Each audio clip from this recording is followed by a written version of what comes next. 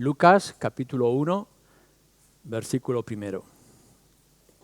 Puesto que ya muchos han tratado de poner en orden la historia de las cosas que entre nosotros han sido ciertísimas, tal como nos lo enseñaron los que desde el principio lo vieron con sus ojos y fueron ministros de la palabra, me ha parecido también a mí, después de haber investigado con diligencia todas las cosas desde su origen, escribírtelas por orden, oh excelentísimo Teófilo, para que conozcas bien la verdad de las cosas en las cuales has sido instruido.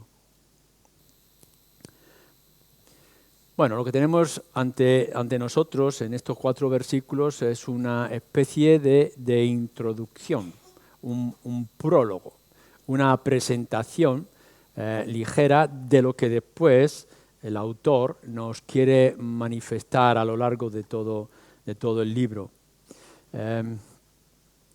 Yo quisiera que cuando nos acercamos ahora, y así lo vamos a hacer domingo tras domingo, no sé cuánto tiempo nos podrá llevar ver el Evangelio de Lucas, que miremos el libro no como un libro cualquiera, no como un texto de información o incluso de entretenimiento o para mejora de nuestro conocimiento del Señor Jesucristo, sino por las razones fundamentales que ya aquí en este versículo 4 marca que era la intención de Lucas y por todo lo que tiene que ver con la verdad y la realidad de nuestro Señor Jesucristo.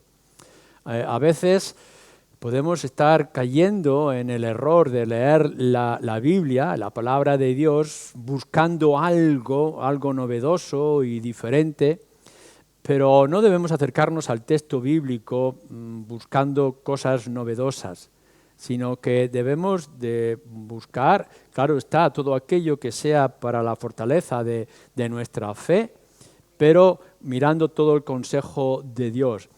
Hay cosas que son más profundas y que necesitan un estudio somero, profundo del texto, pero en general los evangelios y toda la Biblia en sí tiene una enseñanza muy transparente, muy sencilla y muy directa.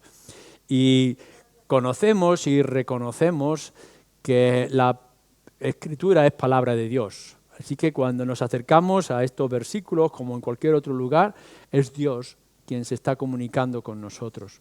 Y aun cuando lo haya hecho de esta manera a través de autores humanos, tenemos que ver que esto es palabra de Dios y lo que tenemos aquí es lo que Dios quiere que tú sepas y las razones por las cuales que quiere que tú lo sepas. Cuando miramos el Evangelio de Lucas, sería bueno que lo pudiéramos contrastar con las diferentes perspectivas que se nos presentan en la Escritura con respecto a nuestro Señor Jesucristo. Es decir, que Lucas es algo diferente a Mateo, es más extenso que Marcos y es completamente distinto en narraciones o énfasis al Evangelio según Juan.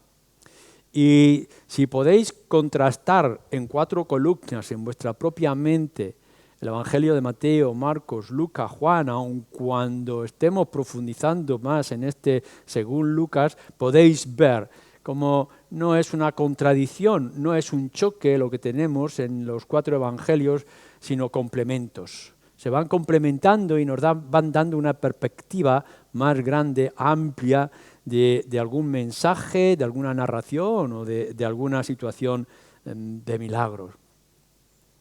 ¿Por qué sabemos que este evangelio fue escrito por Lucas? Bueno, todo esto es lo que se llama el estudio interno del texto. Si recordáis, el evangelio de Lucas está unido al libro de Hechos. Es el mismo receptor. En el libro de Hechos se nos dice el autor de la misma manera que en el primer tratado, ahora, y yo quiero continuar, Teófilo, instruyéndote en estas cosas. Entonces se llega a la conclusión fácil, hay otras muchas evidencias, que el Evangelio de Lucas y el libro de Hechos fue escrito por la misma persona. Cuando entramos en el libro de Hechos nos damos cuenta de que a veces aparece el nosotros, otras veces aparece el ellos, y cuando habla de nosotros es que el autor estaba presente en esa actividad. y después descubrimos que ese nosotros es entre ellos Lucas. Y podemos ver, por ejemplo, en Filemón, que aparece el nombre de Lucas como el compañero de Pablo. Si unimos todo esto y mucho más, que lo podéis encontrar en algunas introducciones al Evangelio de Lucas y el libro de Hechos, claramente se llega a la conclusión de que Lucas es ese médico y que es un compañero de Pablo, amado por Pablo, y que tiene un gran conocimiento de todo lo que era el tiempo, la época, circunstancias, por los detalles, narraciones de los viajes, etc. Así que se sabe bastante, aun cuando no se describe a sí mismo, se sabe bastante acerca del autor. Y todo ese énfasis que encontramos en algunas de las cartas y encontramos en el libro de Hechos y lo aplicamos al libro de Lucas, el Evangelio de Lucas, entonces nos damos cuenta de qué cosas y de qué manera nos lo está describiendo. Porque si es este Lucas, médico, compañero de Pablo en el evangelismo y en los viajes, Lucas no era un apóstol, no estaba con los 12.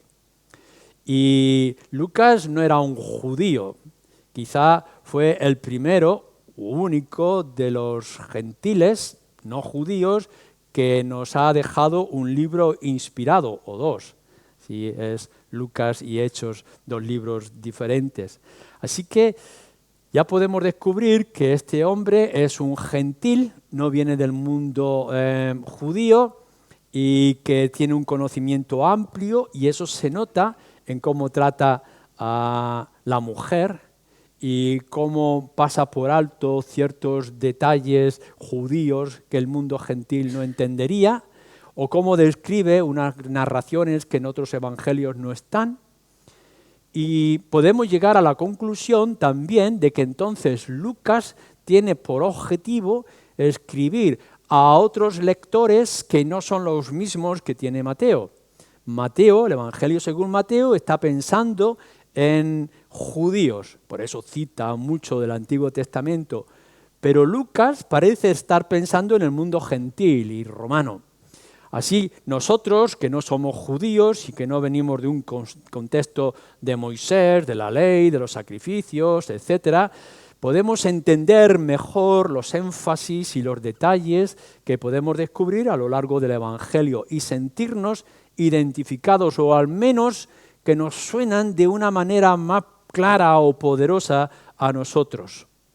Todos estos detalles los podemos ir descubriendo y analizando, escribiéndolos aparte, y podemos ver los beneficios de una lectura separada pero complementaria con los otros evangelios.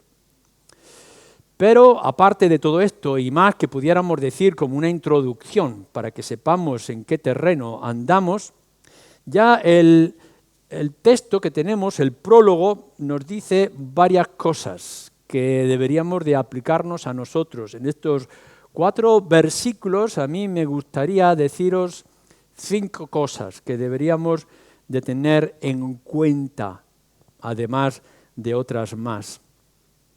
En primer lugar, con este prólogo de la evidencia y de la autoridad con la que se está escribiendo, y que no nos habla de Cristo en estos 4 versículos, ni nos va a hablar en el siguiente capítulo directamente acerca de Jesucristo, que lo va a llevar más adelante, pero nos está preparando el terreno para lo que el Evangelio es. El Evangelio es la buena noticia, y la buena noticia es que Cristo vino al mundo a salvar a los pecadores.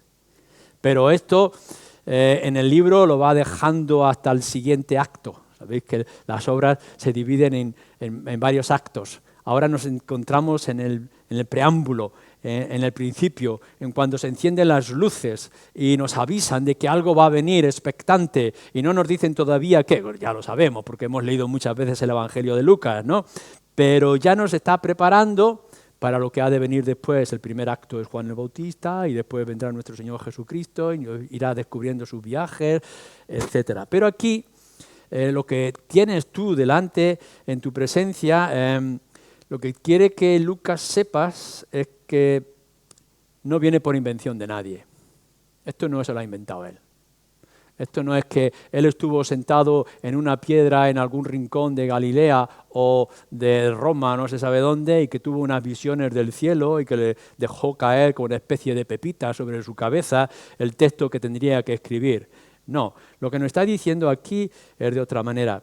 Puesto que ya muchos han tratado de poner en orden la historia de las cosas que entre nosotros han sido ciertísimas, tal como nos lo enseñaron los que desde el principio lo vieron con sus ojos y fueron ministros de la palabra, me ha parecido también a mí después, dice, de haber investigado con diligencia todas las cosas desde su origen, escribírtelas a ti, por orden, oh excelentísimo Teófilo.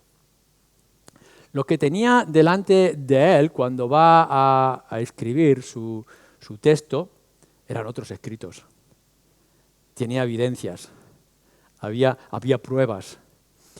Ya sabemos que Lucas, hemos dicho, Lucas no acompañó a nuestro Señor Jesucristo en sus 3 años de ministerio. Y posiblemente ni siquiera a lo mejor llegó a conocerlo de manera personal. Pero después de haber estado recibiendo información, Lucas decide investigar de manera profunda lo que otros muchos han escrito.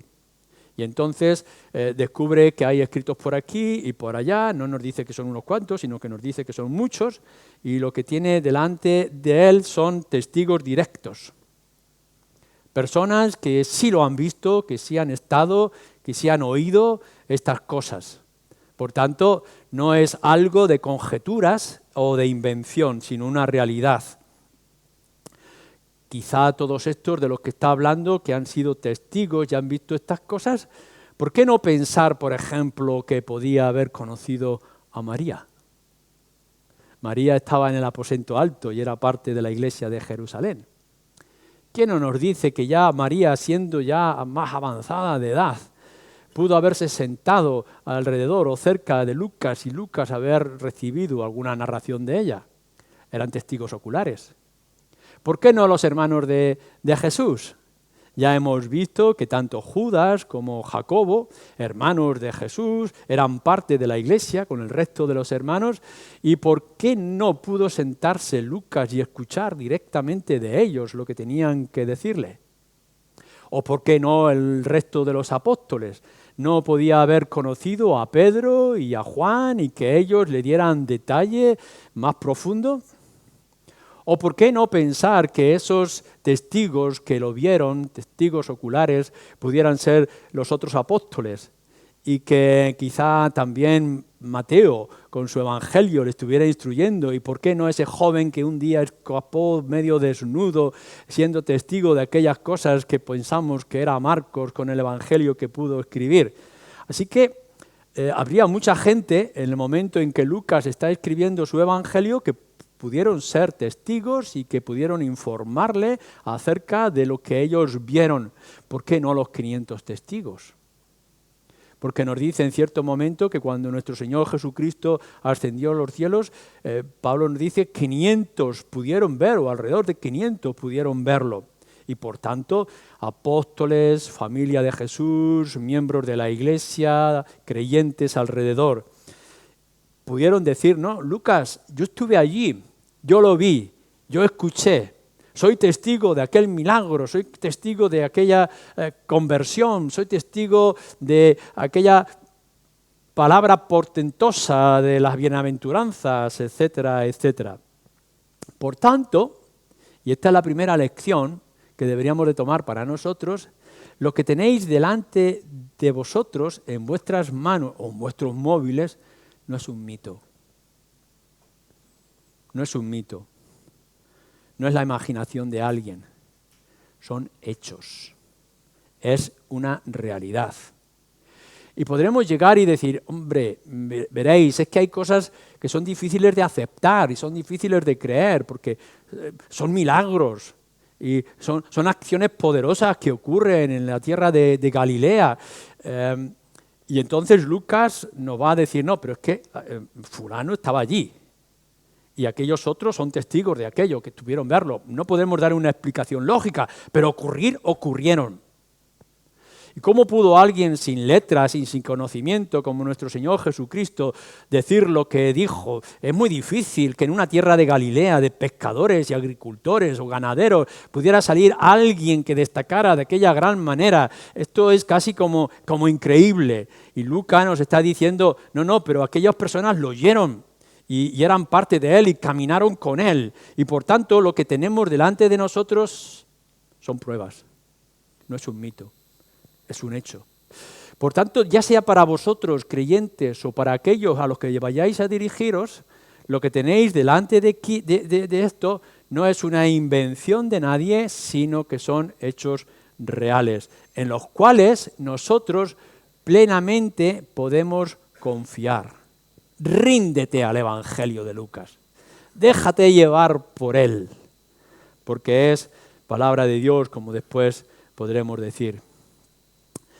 En segundo lugar, fijaros bien cómo comienza, puesto que ya muchos han tratado de poner en orden la historia. Muchos.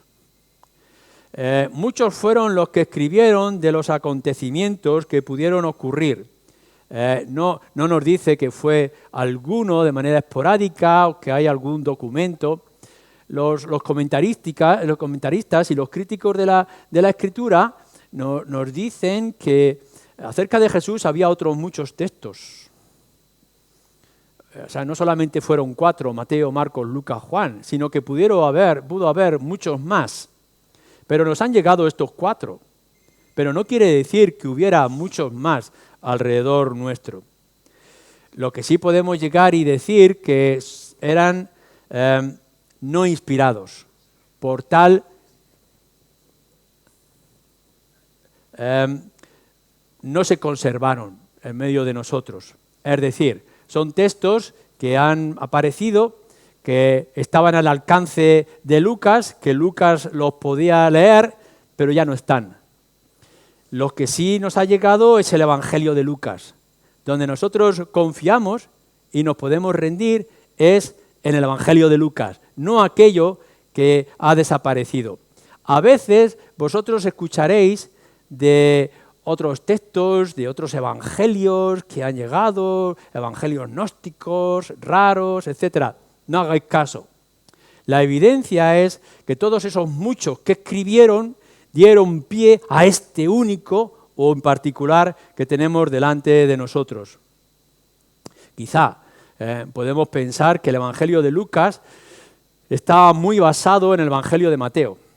Si podréis ver, una gran parte, un porcentaje muy grande es similar al Evangelio de Mateo, pero Lucas lo hace original. En los capítulos primeros, capítulo 1, acerca de Juan, el nacimiento de Jesús, las visiones que se tuvieron o los mensajes que se recibieron son muy diferentes, no están en los otros evangelios. Por tanto, el Evangelio de Lucas no ha sido copiado del Evangelio de Mateo, sino que otros muchos que lo vieron, o otros textos escritos, o otras cartas que se escribieron, llegaron a las manos de Lucas, que se basó para escribir lo que nosotros tenemos delante de nosotros. Todo el texto de la Natividad no tuvo por qué ser original de Lucas, sino que lo pudo aprender de otros escritos, pero la fortaleza está en que aquellos escritos desaparecieron, ya no están con nosotros, pero estos de Lucas sí están con nosotros. Y en estos sí descansamos nosotros. Pero fijaros lo que nos dice entonces en el versículo 2. Tal como nos lo enseñaron los que desde el principio lo vieron con sus ojos y fueron ministros de la palabra. Esta última frase es importante, porque Lucas está diciendo, mirad, lo que hemos aprendido, lo que estamos aprendiendo, son aquellos que fueron constituidos ministros, siervos de la palabra, del mensaje. Y esta frase es muy importante, no solamente para los que en primer lugar pudieron escribir o para Lucas que recibió esos mensajes, sino para ti y para mí. A la hora de acercarnos al Evangelio de Lucas, no penséis, el Evangelio está a mi servicio. El Evangelio está para ayudarme, para fortalecerme. No. Lo que está diciendo aquí en esta segunda frase es que nosotros somos servidores de la palabra. Aquí dice ministros, la palabra ministros es servidores. Servidores de la palabra. Aquellos que se acercan a la Biblia no son para usarla a su propio gusto. Nosotros nos acercamos como los primeros escritores para servir a la palabra. Es decir, somos nosotros, tú y yo, seas creyente o no seas creyente, los que nos sometemos al texto. No el texto se tiene que someter a nuestras circunstancias. Nosotros no estamos aquí para reinterpretar lo que ya escribió Lucas, sino para asumir y aceptar lo que Lucas escribió. Nosotros somos obedientes a la palabra de Dios. ¿Qué es lo que me tiene que decir y por tanto en qué yo me tengo que someter? Lo vamos a ver muy a menudo como ciertas personas o críticos, comentaristas, gente de la calle, quiere usar las escrituras a su propio gusto y abusar de ellas, adaptarlas a las circunstancias. Pero Lucas dice, no, lo que nosotros hacemos es recibirla de aquellos que son servidores de la palabra. Entonces tú, que te acercas por primera vez o después de muchas veces al Evangelio de Lucas, lo que tenemos aquí, después de saber que viene de muchos otros que fueron testigos y no uno de pocos, es para que tú te rindas y te dejes llevar. Ellos y nosotros hoy en día tenemos que estar en sumisión a la palabra de Dios. Lo que estamos diciendo aquí es una respuesta en particular a la Iglesia Católica y en particular a aquellos críticos liberales. La Biblia, el Evangelio de Lucas con el resto de la Biblia, no está en paralelo a otras autoridades y que a veces pueden chocar o a veces no. Lo que nos dice la Escritura es que la Biblia está por encima y todas las autoridades están debajo. No hay otra autoridad, no hay otro conocimiento, no hay otra sabiduría que pueda ponerse al nivel de las Escrituras. Todo aquel que quiera seguir al Señor Jesucristo y quiera someterse a la persona y obra del Señor Jesucristo, tiene que aceptar que lo que nosotros hacemos es leer, meditar y aplicar, y nunca abusar de las Escrituras.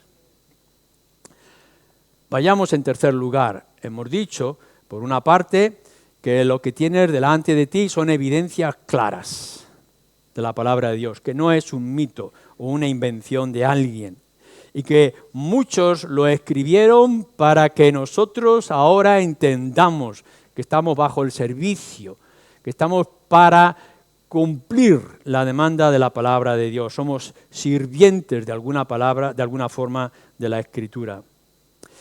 Volvamos al versículo primero en tercer lugar. Puesto que ya muchos han tratado de poner en orden la historia de las cosas que entre nosotros han sido ciertísimas. Cosas, dice Lucas, que han sido ciertísimas. Los testigos directos, los siervos de la palabra. Esto es lo que fueron los primeros. Cosas que fueron ciertas porque ellos lo vieron y recibieron el permiso, la autoridad, la unción o la dirección del Espíritu para que esto llegara a nosotros. No estamos descansando en mitos, sino en una realidad, pero ellos fueron los testigos. Y ellos nos la enseñaron. Fijaros que Lucas se pone como receptor, tal como nos lo enseñaron los que desde el principio lo vieron con sus propios ojos. Así que, por una parte, estaban los apóstoles, estaban otros creyentes, estaba Marcos, estaban la familia de Jesús, etcétera, aquellos 500 de los que hemos citado. Lucas aprende, recibe y escribe su evangelio, así que ya tenemos la tercera columna o el tercer eslabón, es decir, lo ha recibido Lucas y lo escribe. Y cuando ya lo escribe y lo razona y lo pone en orden de todas aquellas cosas que son ciertísimas, dice: Teófilo, necesitas escucharlo. Y entonces Lucas escribe con un objetivo concreto a ese discípulo o a ese posible creyente Teófilo. En eso estamos nosotros. Hay en el nombre que se dice aquí del excelentísimo Teófilo hay diferentes interpretaciones que se resumen en dos. O Teófilo era un personaje real, quizá de la nobleza de Roma o del imperio de aquel tiempo, y por tanto es alguien físico, literal. O Teófilo, que significa amor de Dios, amado por Dios o que ama a Dios, es un nombre simbólico que representa a los creyentes. Los comentaristas, aun cuando tienden a pensar que era un hombre real, se dividen también en personas que puedan ser simplemente como si estuviera refiriéndose a aquellos que estaban simpatizándose con el Evangelio y acercándose al conocimiento del Señor Jesucristo. A nosotros no nos importa mucho si Teófilo es un hombre real o Teófilo es un nombre simbólico, representativo de los creyentes. Pero lo que sí podemos llegar a la conclusión es que el Evangelio no fue escrito para ser guardado en un rincón como un tesoro sublime que nadie puede tocar. Hay algunas religiones que tienen sus textos sagrados que no pueden cambiar de idioma o de lenguaje, y que el libro en sí es algo portentoso, extraordinario, milagroso, como una reliquia que hay que adorar. Nosotros nos acercamos al libro de texto no como algo para colgar en nuestros cuadros de la pared o para poner de adorno en nuestras estanterías o colocarlo en un altar para adorarlo. Lo que está diciendo Lucas es: yo he recibido de los testigos directos, lo he plasmado en un libro para que tú, Teófilo, te beneficies de ello. Es decir, es una transmisión para que nosotros nos beneficiemos. No adoramos la Biblia, nosotros adoramos al Dios de la Biblia. No tenemos el libro como si fuera algo especial que no podemos subrayar, que no podemos rasgar en nuestros estudios o que no tenemos que sustituir por otros libros cuando éste se ha envejecido. Cómo me gustaría que vuestras Biblias se volvieran amarillas y desgastadas por el uso, y que tuvierais que renovarlas de vez en cuando, y que cuando vuestros ojos fallen tuvierais que comprar Biblias, como yo he tenido que hacer, con letra más grande, porque ya no la podemos leer con facilidad, porque la Biblia es un instrumento, es algo que está para nuestro uso y nuestro enriquecimiento, no está para que la pongamos en nuestro pecho y paseemos con nuestra Biblia o lo pongamos en el lugar principal de nuestra casa como un objeto de adorno, de adoración. No, Teófilo es el receptor de la Escritura para un propósito común. Y nosotros tenemos que acercarnos al texto del Evangelio de Lucas como el resto de las Escrituras, como es lo que es, para edificarnos, como un instrumento, tanto para él como para nosotros. Como todas las cartas. Fijaros que lo que hacen los evangelios y lo que hacen las cartas, incluso que lo podemos considerar con Apocalipsis, y la gran parte, no toda, pero la gran parte del Antiguo Testamento son narraciones, descripciones de cómo van desarrollándose las cosas que van dirigidas a una persona en particular. A veces es a Timoteo, otras veces es a Tito, otras veces es a Filemón. Son libros que se escriben a ciertas personas, pero cuando ellos están escribiendo a esas personas, están pensando en nosotros. Y que cuando leemos esas cartas, esos libros o esos poemas del Antiguo Testamento, nos identificamos nosotros con ellas. Así tienes que acercarte a la Escritura. En esta tarde, tú, seas hombre o mujer, vengas de donde vengas, te tienes que identificar con Teófilo. Y tienes que sentirte como él, que Lucas coge su texto, sus pergaminos, escritos quizá en hojas de plantas, escritos quizá en pieles de animales, y su carta larga, su evangelio, lo pone en las manos de Teófilo y le dice: estúdiala, léelo, que sepas las evidencias de la obra del evangelio, de la buena noticia, que vengas con detalle al conocimiento, que no sea simplemente de oídas, sino que tú mismo lo puedas disfrutar. Entonces tú, que eres como el Teófilo, puedes recibir el texto y decir: ¿qué es lo que dijo Jesús? ¿Qué es lo que hizo en sus 3 años de ministerio? ¿Qué es lo que significa? ¿Qué implica para mí? O que puedas leer la carta a los colosenses y que puedas decir: bueno, Colosas era una ciudad, la iglesia que estaba allí, cómo se originó, los detalles, las debilidades, las fortalezas de la iglesia y cómo Pablo tiene que escribirle, pero te lo está diciendo a ti. ¿Qué tienes que aprender tú de los colosenses? ¿Qué tienes que aprender de las palabras de Pablo? ¿Cómo las puedes aplicar a tu vida? ¿Cómo te vas a identificar y edificar con aquello que estás leyendo? No mires la Escritura como algo lejano que se escribió a gente que desapareció y que ya no tiene ningún valor para ti. Tú eres Teófilo y estás recibiendo el texto en el cual debes de meditar con profundidad. Vayamos al versículo 3. Dice Lucas, en tercer lugar: me ha parecido también a mí, después de haber investigado con diligencia todas las cosas, desde su origen escribírtelas por orden, oh excelentísimo Teófilo. Me ha parecido también a mí, dice. No solamente a ellos, sino que por alguna razón, en algún momento, por alguna circunstancia, me ha parecido conveniente a mí escribirlas. Podemos pensar que Lucas, que pudiera conocer el Evangelio de Mateo, se da cuenta de que hay otros detalles, de hay otra información que Mateo o Marcos no han descrito. Y entonces dice: ¿por qué no voy a escribir acerca del nacimiento de Jesús en estos detalles? O cuando era niño y se escapó de su casa y se juntó con los sabios en el templo. ¿Por qué no escribir del mensaje que recibieron acerca de Juan el Bautista y cómo él también tuvo un nacimiento portentoso o milagroso? Así que Lucas, en cierto momento y en ciertas circunstancias, le dice: me ha parecido bien, conveniente, adecuado escribir este evangelio trayendo más detalles y más información. No es tanto que Lucas quiera corregir lo que ya se estaba diciendo o se había dicho en otros textos, sino como complemento, como añadido. Y nos dice que, bueno, todo esto no es que lo he escrito así porque un día me dio el arrebato de hacerlo, sino que lo he investigado diligentemente.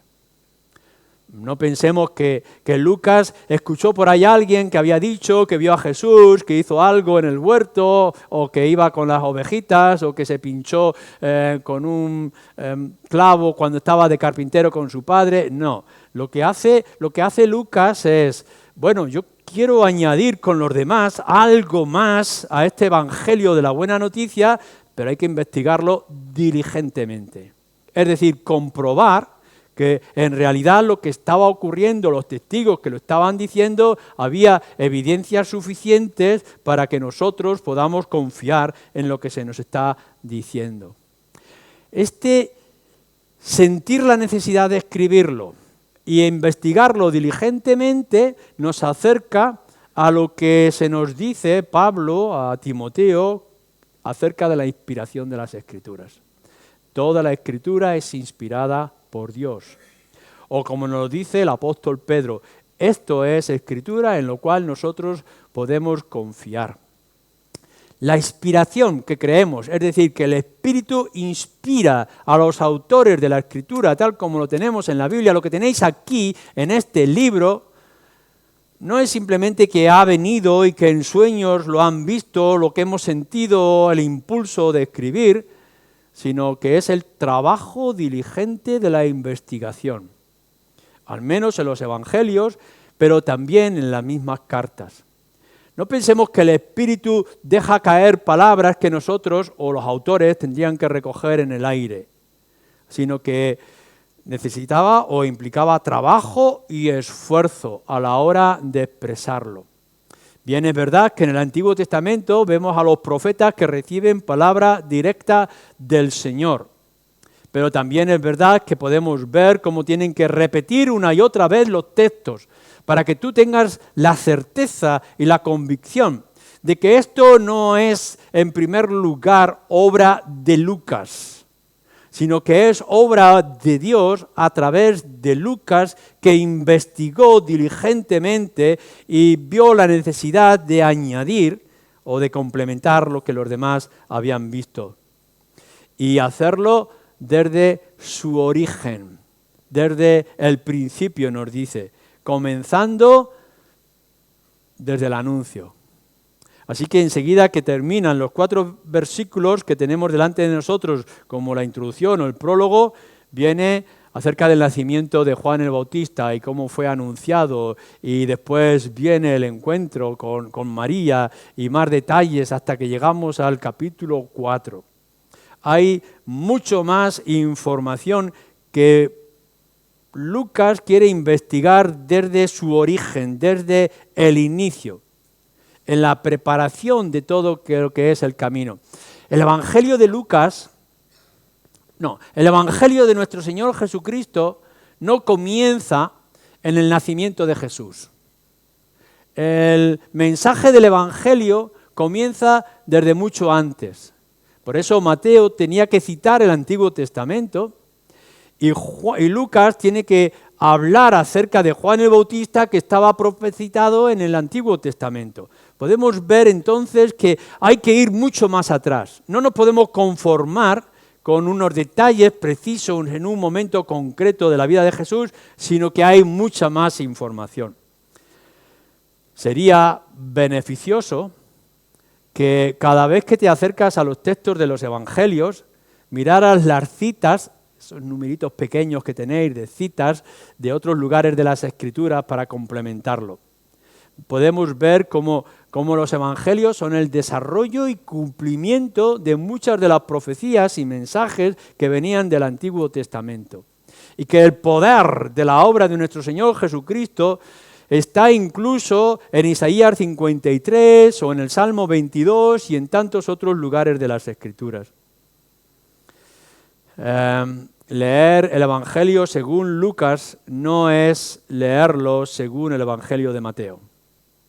El Evangelio según Lucas nos da una visión amplia que después podemos complementar con la visión amplia que nos da el Evangelio de Mateo o, por supuesto, el Evangelio de Juan. Así que tenemos evidencias claras y suficientes en el Evangelio de Lucas para saber que Dios estaba detrás de todo este texto, de todas estas páginas del Evangelio. Estás en terreno seguro.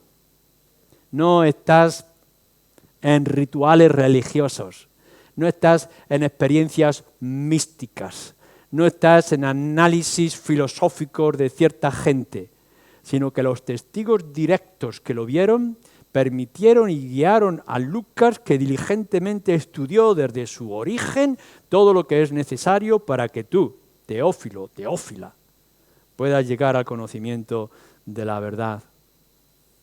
Y en quinto y último lugar, podemos ver en estos versículos la motivación. Y nos dice así, excelentísimo Teófilo, he escrito esto para que conozcas bien la verdad de las cosas en las cuales has sido instruido. Hay diferentes aproximaciones a toda la situación que podía presentar este Teófilo. Quizás simplemente es alguien que ha empezado a conocer el Evangelio, que le han instruido, pero todavía no ha llegado a la profundidad del Evangelio y de todo lo que significa. Algunos pueden llegar a pensar o piensan en el texto que Teófilo es un simpatizante del judaísmo, del monoteísmo, que ha llegado a ciertos conocimientos, quizá por Juan el Bautista, que tiene cierta información, por eso se le escribe de Juan el Bautista, pero que Lucas considera que tiene necesidad de más información.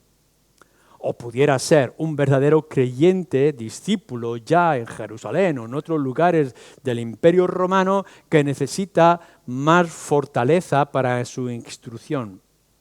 Pero esto nos está dando el camino a seguir a nosotros.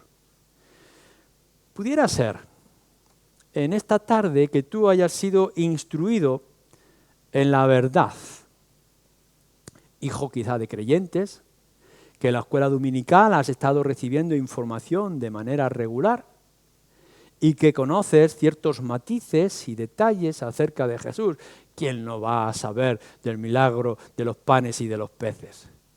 ¿Y quién no ha oído hablar de la historia de Zaqueo? ¿No? Zaqueo, hombre, la canción, o de Lázaro y la resurrección. Estas historias que nos suenan ya, pero el que tú hayas sido instruido y que hayas venido y que hayas escuchado no es suficiente. Tienes que conocer bien la verdad. Tienes que ir más allá.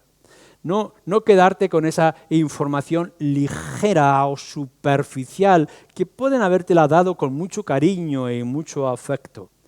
El Evangelio de Lucas lo que va a hacer es fundamentarte en esa instrucción que has recibido. Tienes que ir más allá. Tienes que buscar tu propia conversión. Nos dice el Señor Jesús en el Evangelio de Juan, capítulo 8, conoceréis la verdad. ¿Sabéis qué? La verdad os hará libres. No es simplemente que tú tengas información. Hubo un Jesús, hubo unos milagros, un sermón del monte muy bonito, la muerte en la cruz, pero ¿todo esto qué significa? ¿Todo esto a dónde nos lleva? ¿De dónde viene? ¿Cuál es el significado? ¿Cuál es el valor para tu alma? Por tanto, tienes que buscar más evidencias y más fortaleza para poder llegar a tu propia conversión, a la salvación de tu alma. Bien está que el Evangelio de Juan nos lo dice directamente, estas cosas se han escrito para la conversión, para que tú llegues a la convicción.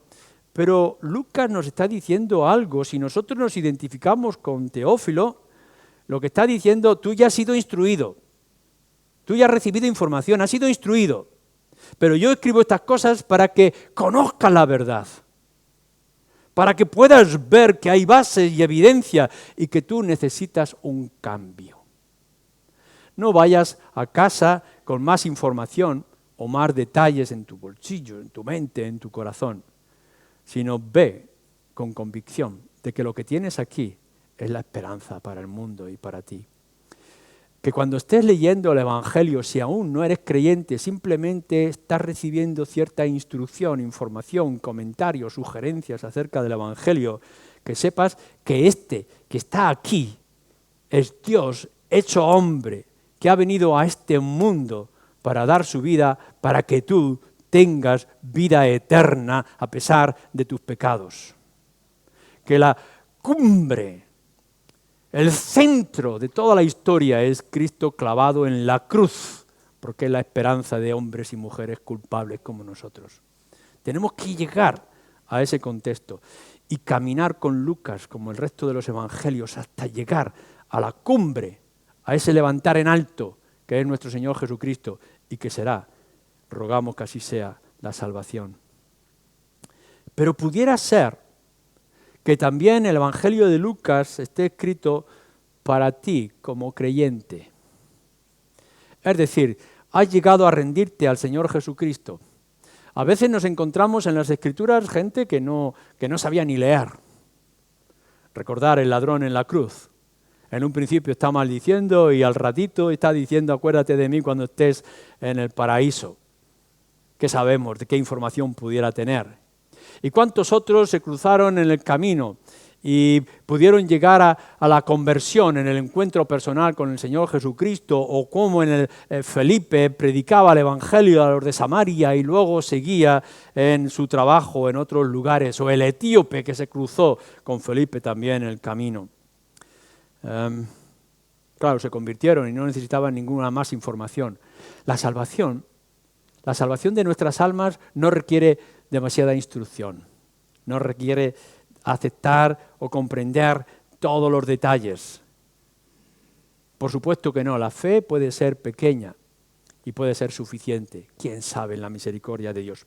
Pero si tú tienes la opción y tienes la oportunidad, ¿cómo la tienes?, de tener delante de ti el Evangelio de Lucas o todo el consejo de Dios, que es la Escritura, tienes el deber y tienes la responsabilidad de fortalecer esa fe que dices tener con la verdad.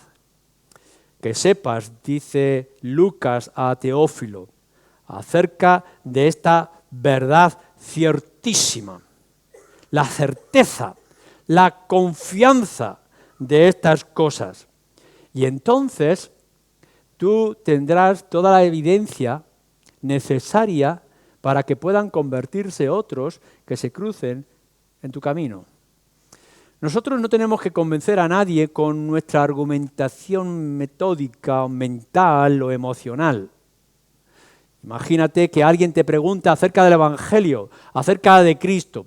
Tú pudieras emocionarte y alegrarte y llorar y hacer espavientos acerca de Cristo, pero eso no significa mucho. Pero puedes llegar y decirle, mira lo que dice Lucas, mira lo que dice el Evangelio, que Él es único, que Él es especial, que nació de una virgen, que ocurrió esto o aquello otro. El mensaje, la exhortación.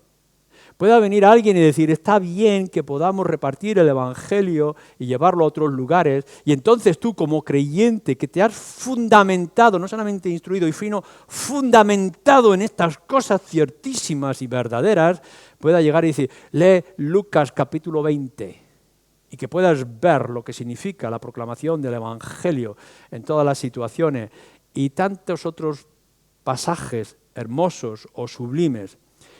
Necesitamos como creyentes evidencias y fortaleza de nuestra fe. Más conocimiento profundo de las Escrituras.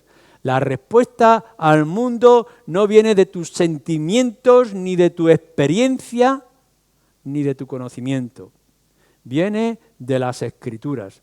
Cuanto más conocedor de las Escrituras seas, más poderoso en las Escrituras serás y por tanto más poderoso en la proclamación del Evangelio. Convencer a los que dudan, recordáis lo que nos decía Judas, convencer a los que dudan. ¿Cómo podemos convencer a los que dudan? Con las Escrituras. Hoy os vais a encontrar vosotros, los creyentes, con muchos temas conflictivos. Hay muchos temas de ética, de salvación, del contexto de iglesia, de lo que significa esto y aquello. Y podemos meternos en largas conversaciones que, como dice Pablo a Timoteo, no llevan a ningún lado sino a gastar nuestro tiempo. Pero cuando nosotros respondemos con la palabra de Dios, esto es lo que dice la palabra y lo demás es callar y guardar silencio. Esta es nuestra fortaleza. No vale delante de Dios que tú digas soy ignorante. Yo he recibido, yo sé que Cristo vino, que Cristo murió y que Cristo me salvó, yo era ciego y ahora veo. Y vale, eso vale para ti y el Señor es misericordioso y con eso es suficiente para salvarte. Pero en el mundo que estamos esto no es suficiente. Y por tanto, Teófilo o Teófila, en esta tarde necesitas conocer, tener evidencias de la verdad que ha sido ciertísima en el pasado para que tú puedas informar o instruir a otros. No caigas en errores. Te van a engañar o van a intentar engañarte, nos quieren seducir, nos quieren comprometer, quieren dañar nuestro evangelio. Las cartas de Pedro, Judas, que hemos estado estudiando durante bastante tiempo. ¿Dónde está nuestro descanso? ¿Dónde está nuestra fortaleza? En la palabra de Dios. Volvamos a ella una y otra vez y dejémonos de mitos e invenciones y experiencias humanas que no hacen nada más que errar. El terreno firme y seguro es que Lucas confirmó para sí mismo y para otros lo que habían otros muchos escritos y dicho, para que ahora tú y yo tengamos el lugar seguro donde caminar. Termino entonces con estas preguntas para ti. ¿Cuán profundo es el conocimiento acerca del Evangelio y acerca de Cristo? ¿Cuánto sabes acerca de Cristo? Y después, cuando tú respondas en esta noche de todo lo que tú sabes acerca de Jesús, de la buena noticia, te preguntaré entonces, ¿crees que esto es suficiente? ¿No crees que hay mucho más que pudieras saber y que te será de beneficio? ¿Cuán profundo es tu interés por el Señor Jesucristo? Y podrás decir, leo la Biblia de manera regular, escucho mensajes de vez en cuando, pero ¿estudias la palabra de Dios? ¿Estudias los evangelios? ¿Meditas en ellos? No es tanto que tú leas las Escrituras para recibir información y guardarla en tu memoria, sino lo investigas con pasión y con deseo. ¿Quieres profundizar en esa verdad? ¿Acaso no devoras con tus labios la comida que a ti te gusta en el paladar? ¿Acaso no lees una y otra vez esas cartas o noticias que tanto agradan a tu corazón?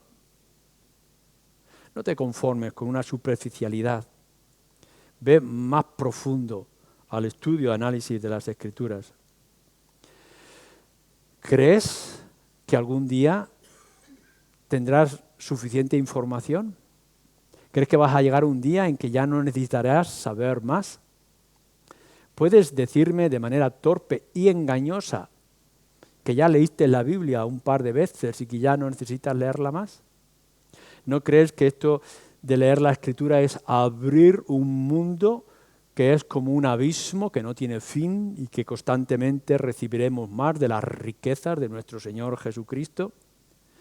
No, nunca será suficiente estudiar las Escrituras, leer una y otra vez el Evangelio o los Evangelios.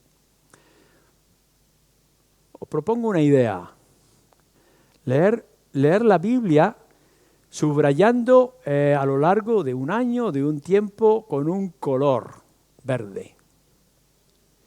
Y al siguiente año volver a leer las Escrituras señalando con un color rojo.